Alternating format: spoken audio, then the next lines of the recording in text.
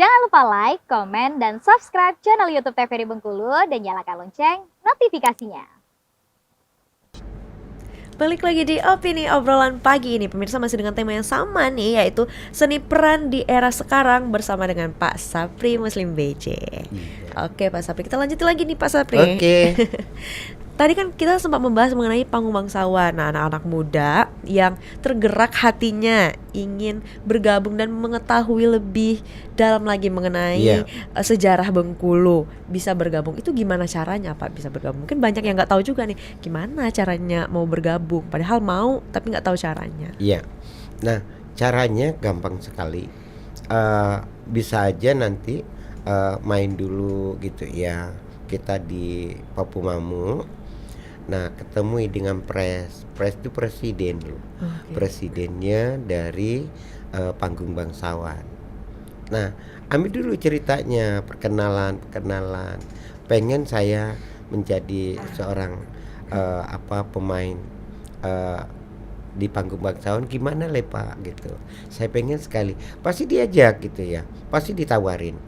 Nah, kalau kita datang, inilah panggilan hati. Saya kata tadi panggilan hati. Saya juga sebenarnya waktu pertama awalnya sih memang saya basic saya di sana gitu ya, acting. Tapi saya memperdalamkan untuk di panggung. Di panggung. Nah, saya datang ke sana disambut dengan baik gitu dengan Pak Agus. Sehingga setelah saya masuk, alhamdulillah 2 kali sudah masuk, saya mendapat yang terbaik terus gitu ya. Nah, untuk anak muda, kalau yang ingin maunya ya kita datang ke sana. Kalau dipanggil, toh kita nggak tahu sekian banyak anak kota Bengkulu yang ingin berkembang, tetapi hanya diam di rumah, yang mana bisa. Ya gitu mana kita ya. tahu gitu ya Pak ya. Jadi kita harus datang ke sana, penawaran diri lah ya. Gak boleh malu-malu di dalam dunia seni untuk mengembangkan di dunia entertainment.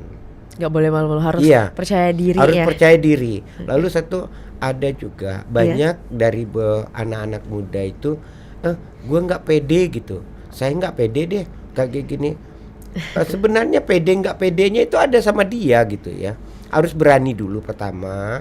Yang kedua, kalau dia di sana nggak ada namanya kalau di panggung bangsawan itu tidak ada namanya ini pejabat, ini bukan, ini enggak, sama. Semuanya sama. Ya, kalau sudah dimasuk di dalam ruangan panggung bangsawan itu namanya sudah bersatu. Oke. Jadi tidak ada namanya ini enggak ada lagi. Jadi semuanya menyatu sama kayak adik beradik aja. Oh, begitu ya. Bapak kan udah dapat berapa kali nih sebagai pemain terbaik. Itu cara pendalaman karakternya gimana? Karena kan berseberangan dengan sikap asli ya, kepribadian asli ya, untuk menjadi orang yang terbelakang tadi. Itu gimana sih Mbak cara untuk mendalami karakternya? Iya, untuk mendalamkan karakter itu sebenarnya kita permainannya di hati. Itu satu. Lalu juga pertamanya kita harus mengingati sebuah apa lakon kita, sebuah judul.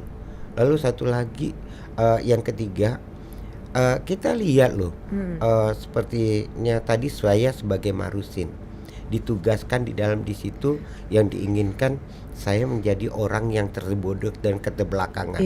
Lah, itu kita harus makan. Gimana ya orang yang enggak, kalau orang bodoh gimana? Oh kayak gini nih. Nah gitu. Jadi harus percaya diri. Percaya diri lalu menyikapi sebuah permainan kita, lakon kita. Jadi kalau kita sudah ada dapat di sini, contoh aja, kita dapat lakon bisu gitu ya. Lakon bisu. Ya berarti bisu kan nggak ada suara tuh.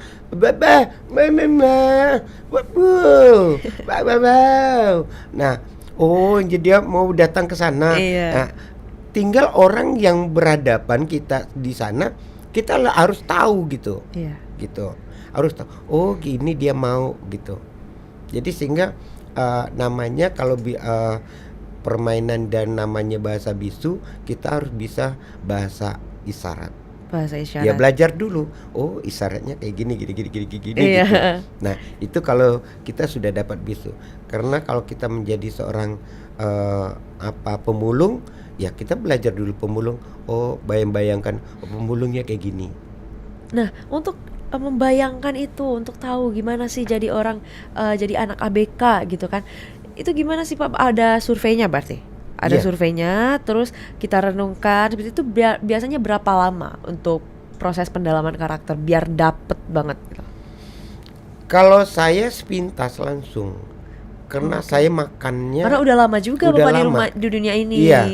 Jadi saya di dalam dunia ini berakting itu saya kasih aja judul kamu, Sapri, judul kamu mainnya nanti sebagai ini pemulung ya. Iya. Iya. Jadi kalau saya pemulung sudah di pemulung kasih judul aja. Karena kenapa? Kita tidak akan namanya di dalam dunia film itu judul, lalu tema, setelah di sana nanti narasinya apa, itu yang harus kita ingat. Iya. Garis benang merahnya apa gitu. Dipahami dulu gitu ya, Dipahami Pak ya? dulu. Oh, ini yang diinginkan. Jadi kalau kita sudah tahu, kalau saya memikirkan tentang permasalahan di situ khusus untuk saya sendiri itu paling tidaknya hampir setengah jam. Setengah jam itu kalau sekarang nih, kalau udah lama ya tergabung. Tapi kalau dulu waktu awal-awal Bapak main seni peran gitu, untuk pendalaman karakter itu biasanya berapa lama sih Pak? Itu kalau pendalamannya, kalau untuk ini saya sudah mencapai itu sehari-harian gitu, belajar dulu sendiri. Oh, gini kayak orang gila gitu di cermin gitu ya. Lalu kalau saya nggak tahu, misalnya tadi oh ini jadi pemulung, nah saya harus pergi dulu jadi orang pemulung gini, oh kayak gini, Diamati dulu gitu ya Pak ya? diamati. Jadi banyak kita melihat narasumbernya di lapangan, oh kayak gini jadi pemulung. Oh, Jadi harus belajar kan. Setelah kita tahu segala caranya kayak gitu, tinggal di hati menerima enggak. Lalu menjadilah orang sebagai aktor yang terbaik itu tidaklah gampang, pastinya. tetapi kita harus mencerna di dalam tubuh kita, di hati kita, itu yang pertama awalnya. Begitu. Kalau kita menggunakan otak, kadang-kadang enggak jadi enggak mau takut semuanya ada. Tapi kalau hati itu tidak akan bakal bohong, karena hati itulah membawa jati diri kita yang terbaik. Baik, nanti kita lanjutkan lagi ya Pak ya. Kita Iya. jeda sebentar. Mari. Untuk pemirsa jangan kemana-mana, tetaplah bersama kami di Opini Obrolan Pagi ini.